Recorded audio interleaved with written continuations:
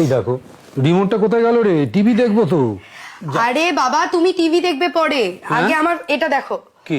এই দেখো আমার টাকা এসছে প্রায় 3000 টাকা সব মিলিয়ে। বাবা এই তো টাকা পেয়ে দেখছি খুব খুশি রে। তা খুশি হব না? তুমি আমার লাস্ট কবে হাত খরচা দিয়েছো বলো তো? আর ফ্রিতে এতগুলো টাকা পেয়েছি তো খুশি হব না? কি বলছো? পৃথিবীতে কোনো জিনিস ফ্রিতে পাওয়া যায় না, তার জন্য দাম দিতে হয়, ইন্টারেস্ট দিতে হয়। মানে মানে ধর তুই একটা চিপস কিনতে গেলি, তার জন্য তোকে দাম দিতে হবে। তারপরে এই যে তুই মনে মনে ভাবছিস যে তুই এখন পড়াশোনা না করে বন্ধুদের সাথে আনন্দ করতে যাবি, তার জন্যও তোকে দাম দিতে হবে। কিভাবে জানিস? কিভাবে? তোর রেজাল্ট খারাপ হবে, তোর মা তোকে উত্তম মধ্যম দেবে।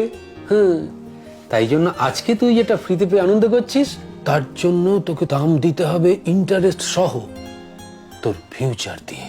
কি সব উল্টোপাল্টা বকছো? কেন ফিউচার দিয়ে আমার দাম দিতে হবে? আরে সরকারের কাছে টাকা কোথায়, বিশেষ ইন্ডাস্ট্রি নেই, ইনকাম নেই, তাই জন্য তোকে এই ফ্রিতে টাকা দিতে গিয়ে তাকে তো টাকা ধার করতে হচ্ছে। সেই ধার আজকে কোথায় গিয়ে দাঁড়িয়েছে জানিস?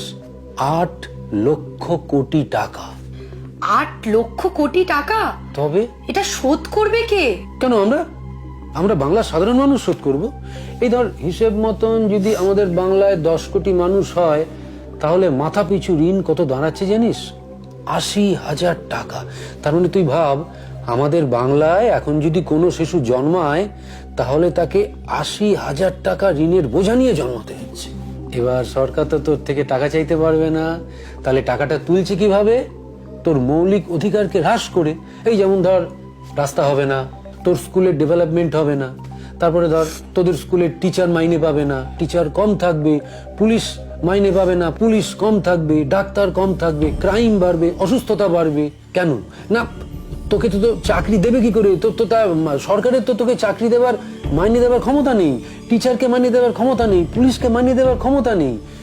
তাই জন্যই তো আমাদের রাজ্যে এত শূন্য পদ। কি বলছো বাবা? এভাবে তো ভেবে দেখিনি।